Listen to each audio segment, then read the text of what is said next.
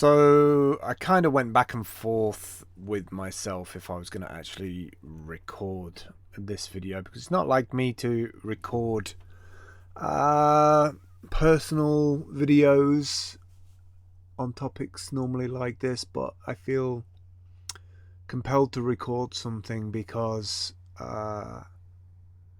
it deserves attention. It deserves attention. It deserves a video. I would like my daughter to look back and find this video on YouTube about her father having an opinion on it, because I think it's important that she understands what you know figures, peers, what the figures, not of authority, but people who make things unique, have a unique presence and impact on the world, and definitely Kobe Bryant was one of those people. I don't watch basketball. I'm not into basketball. I'm not a follower of the sport, but everybody knows the name Kobe Bryant. Everybody, I would say, is almost as unique and as common as Coca-Cola in terms of awareness. Like, everybody has heard of it, or seen it. Everybody knows the glass bottle of Coca-Cola. Maybe not everybody knows of Kobe Bryant, but if you're into any kind of electronic sports, esports kind of games, then you'll have either said it or you've heard somebody say Kobe at some point, as somebody threw a nade into a window of an apartment block.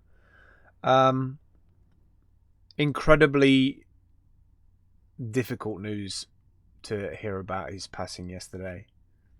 I mean, it's kind of testament to the way that things work in life, right? There's this guy who devotes himself to his craft, his sport, for a couple of decades, becomes incredible in that sport, rises through the ranks, sets some absolutely incredible stats and legacies. And, is taken far too young from the planet. 41 was no age. It was no age at all. At first, when I heard his passing, I was kind of shocked and stunned by by the fact that it was the age he was and got taken from the planet in this manner. And it just it's kind of a testament of, like, that pursuit of life, hustling and going at it, trying to achieve all the things. Got a beautiful wife and children, all daughters. Must have been a crazy household with all these women and girls running around, but also like a place full of love as well. And what made it especially hard yesterday was hearing that his 13-year-old daughter was with him. I had a weird feeling about that as well. Maybe this is just me being weird, but I reading some of the text of realizing that his wife had lost a husband and a daughter, which, just the ramifications of such a big chasm of a loss. But also, on the flip side of that coin, knowing that, I don't know, this doesn't make it any easier, maybe it's the wrong opinion to have, and maybe it's too early, but also knowing that they were together like that. It's a horrific tragedy, and I can't imagine the impact that's going to have on his wife and her sisters. But also, I kind of, in a way, I'm kind of at peace from a father's perspective of being with his daughter. His daughter, they were flying, I think, to courtside, where they, I've seen a video of him discussing at courtside with his daughter about the game, and you can see there's a lot of love there. I feel like some sense of love and compassion that they're together. It wasn't like Kobe losing his daughter or his daughter just losing Kobe. They're at peace together, which doesn't make it any easier whatsoever for his wife and his children.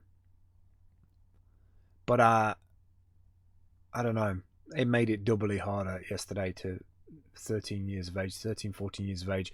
Incredible upcoming basketball player by the looks of it. She's got moves. She had moves. And, it makes it hard because you work all your life to build a life like that for your children. And, I'm sure they're all.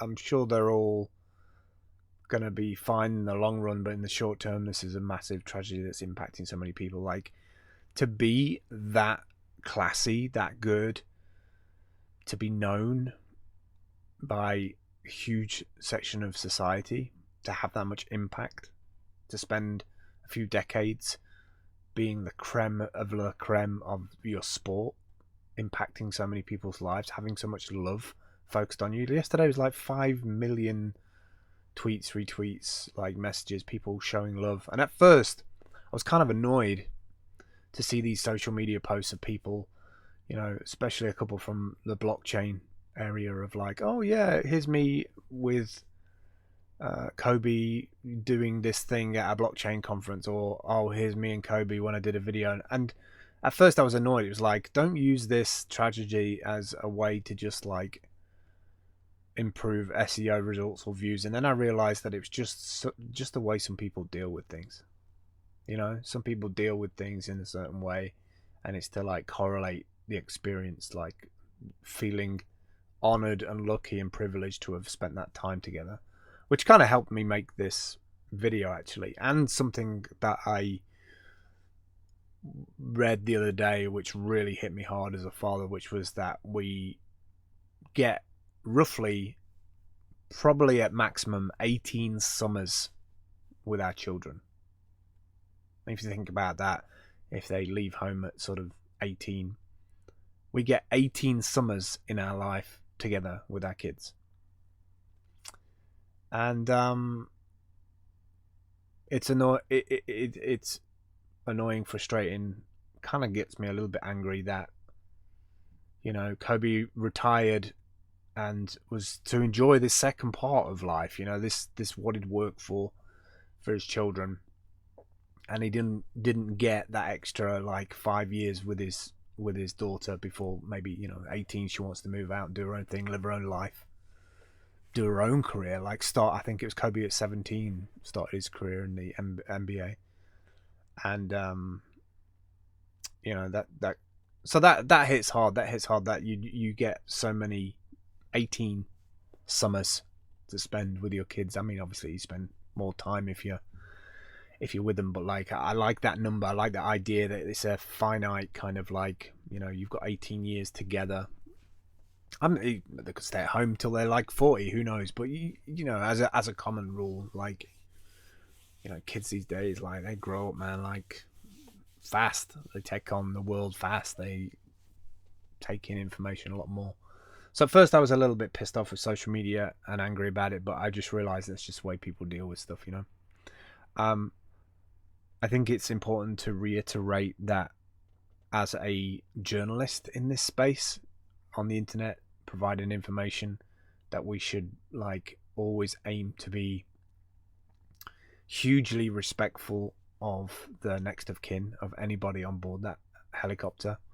There was supposedly 9 people in the manifest, so I only know of 2 of those. So obviously my heart and my feelings go out to everybody on board that who lost a family member. But I think journalists should, kind of honor. It doesn't need to be.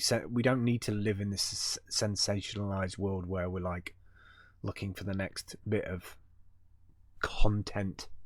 Human beings are human beings. Like we've got to really invest in that. We don't want this AI just pre-wrapped, sensationalized, title-grabbing world. It's not enough. I watched a battle rap video, and I was kind of annoyed a little bit this morning. It seemed a little bit to kind of jump on the back of this like news story, but also at the same time, again, going back to what I said earlier, sometimes we all grieve in different ways. But there was a rapper, and I forget which rapper it was now, but like he was like, "This is a time for grieving. You know, this is a time we can be better than this." And I really liked his approach to it. We can always be better. You know, wait till the next of kin are reported, have been reported to, who's on board, and just be respectful. Finding out about things like this via social media, that's not a healthy world, I don't think, in the long run. I think we should look very, closely at that. But if there's a big takeaway from this that I wanted to leave as a video for my daughter and for other fathers and people who are working hard on the career, is that, you know, icons icons like Kobe come from hard work and talent and skill and dedication. You know, incredible athlete, incredible guy, worked really fucking hard for his family, and it's sad.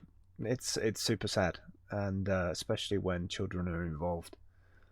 But yeah, rest in peace, Kobe Bryant. You did your thing, man. You did your thing. Props.